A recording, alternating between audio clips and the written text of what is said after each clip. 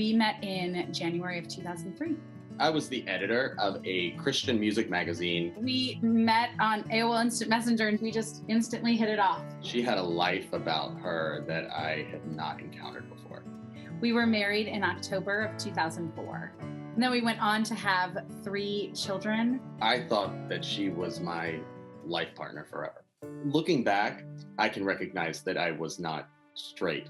I was raised in a church, and from the age of 4, I had heard messaging that railed against anything remotely regarding homosexuality. In the later years of our marriage, I could see Matthew retreating, and so we entered marriage counseling in 2019. There was a long period of time we were fighting for our marriage. I came to being able to say out loud that I'm gay. I mean, it was the hardest thing I ever had to do. Matthew and Jessica join the Tam fam. Welcome to the show. Thank you so much. Matthew, I saw you just take that deep breath and that sigh to shore up yourself, because so much of grabbing happiness means releasing the opinions of others, right? Because my happiness is my mother used to say, if I like it, you love it. You know, you should love it. And so for people to accept your decision was hard, but for you to not care in a way what they would think was also part of it. Absolutely. I had to let go of a lot of people's opinions before I was able to truly embrace myself. And so, absolutely. Jessica, what was like for you? Because we know, I mean, this is a real talk show. People will always put a lot more pressure on the spouse. Like, what did you do wrong? Or how could you not know? And these blame questions as if there's someone to blame, and there's not. This is your life and your life cycle. How did you shore yourself up for the inevitable judgment of others?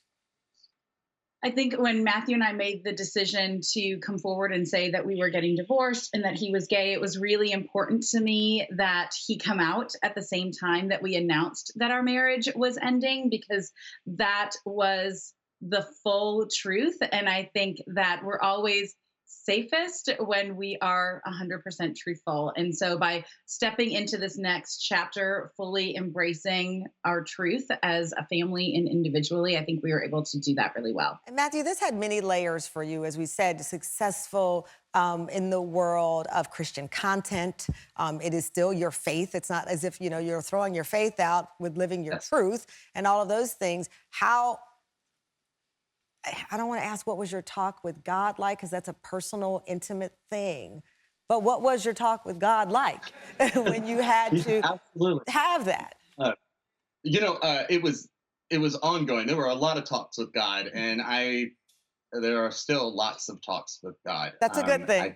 I think that the biggest thing was when God was real, in the sense of letting me know that there was love that existed for me, regardless of my orientation. I think that was a conversation that we had been having for a very long time. And Tamron, I'll add, I remember when we were in counseling and things were really hard in our marriage, I remember laying in bed with Matthew praying, Lord, please bring him back. Please bring him back. That was my prayer every single day. Please bring him back.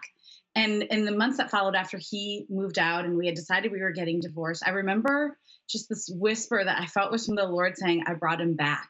And it was like, what needed to happen was for Matthew to be able to be fully himself. And that happening brought him back. And like you said, bring him back, meaning, you know, not in the way that existed before where you saw him retreat, but in this new way of happiness that you could have together. Right, that now I see him whole and happy, and the person I met, honestly, more fully himself, and he's back. The person that I had fallen in love with in a lot of ways is back. I love that. Jessica, you talked about moving forward, and that included a divorce, and moving out for Matthew. He lives not far away from you. But how do you describe this best friend union, if you will, now? I mean, we talk and FaceTime multiple times a day. We're still very connected. He lives just down the street. We do life together as a family. And Mm. I think that's a really important that even though we no longer have kind of a heteronormative family, that we're still a family and we're Oh, a family that does life together. We go on vacations love together. that. We go to soccer games on the weekends together and are still, doing life together every single day You, and week. Jessica, you gave me a great idea for Valentine's Day. I know that you and the kids covered Matthew's door in reasons why you love him.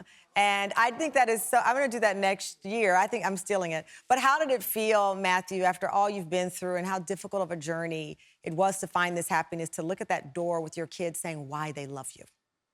It was absolutely Oh. a gift that they are the hearts are going to be up for as long as I am allowed to keep them up. Um, my, my son wants me to keep them up until St. Patrick's Day, and so Oh.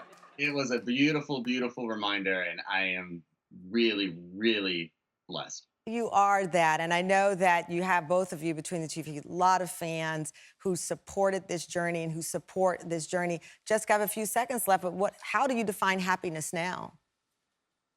I think being together, having love every single day, even if that love between Matthew and I looks different, the love in our family doesn't look any different. And I'm really grateful for that. You know what? That's so inspiring. Congratulations. Thank you so much for living, as you said, your truth, because that's a satisfaction. Check out the latest book from Jessica Matthews, I Am God's Dream. For Matthew, excuse me, it is I Am God's Dream. It is out in April. Thank you so much, Matthew. Congratulations on the book. Jessica, congratulations on the army of fans you have on social media. We're going to keep up to date with you.